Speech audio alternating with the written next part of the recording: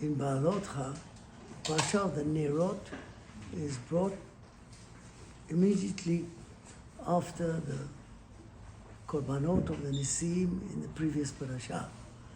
Really, Beha'alotecha, talking about the Nerot, seems a bit out of place, because really it was when we have all the Avodot, that's when it's brought about the Adlakat Nerot.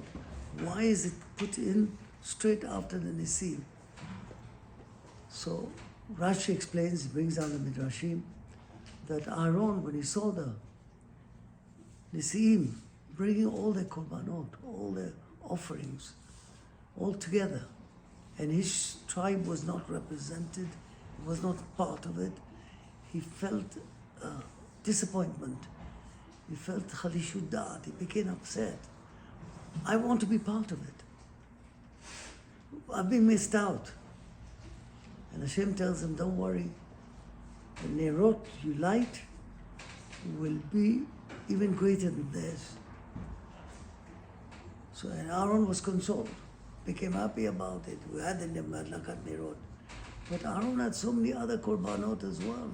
He had a lot of offerings. He did the ketoret, he offered korbanot in the morning, and he offered, there were so many things that only Aaron could do. In Yom Kippur, he was only wanted to go into Kodesh Kodashim. So why was he so disappointed?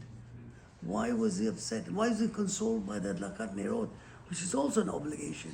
It's not a gift offering like the Nisim brought. The Nerot of the menorah which Aaron lit tells us that when he lit that menorah, he understood, he felt, he was instilling a light. The menorah represents Torah, the light of the Torah. We had in the Aron, Kodesh was represented Torah. We had the Luchot HaBerit, and in the Ark of the Covenant, and that was in the Kodesh Kodashim. The menorah also represented Torah, but the menorah represents those who disseminate the Torah, give out the Torah. They bring out the light of the Torah. So when Aaron lit that menorah, he had in mind to bring all Klal Yisrael together.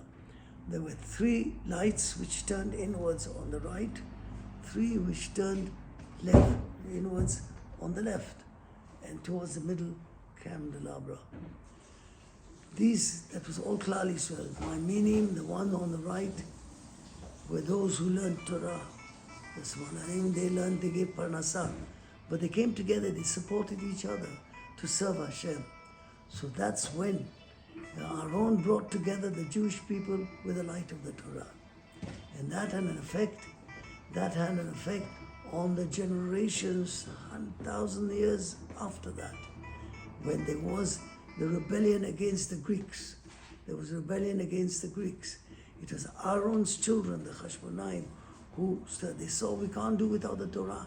The Greeks want to take away the Torah from us. They want to really leave us without it, to follow Hellenism, follow the ways of the world, the philosophies of Hellenism, and all the way of life. It was Aaron, through his lighting, through his bringing Klal Yisrael, inspiring, put a light in his children who couldn't stand the ways of the Greeks.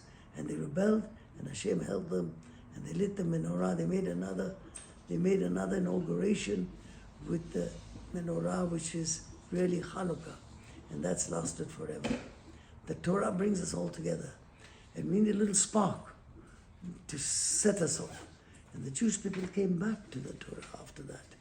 After being with the Hellenism, being with the Greeks, they abandoned that and they fought against them. They came back to the Torah because of Aaron's lighting of the menorah. We can inspire our children with Torah. We can inspire future generations. And we must do that and bring everybody together, for the Torah unites us. Shabbat Shalom.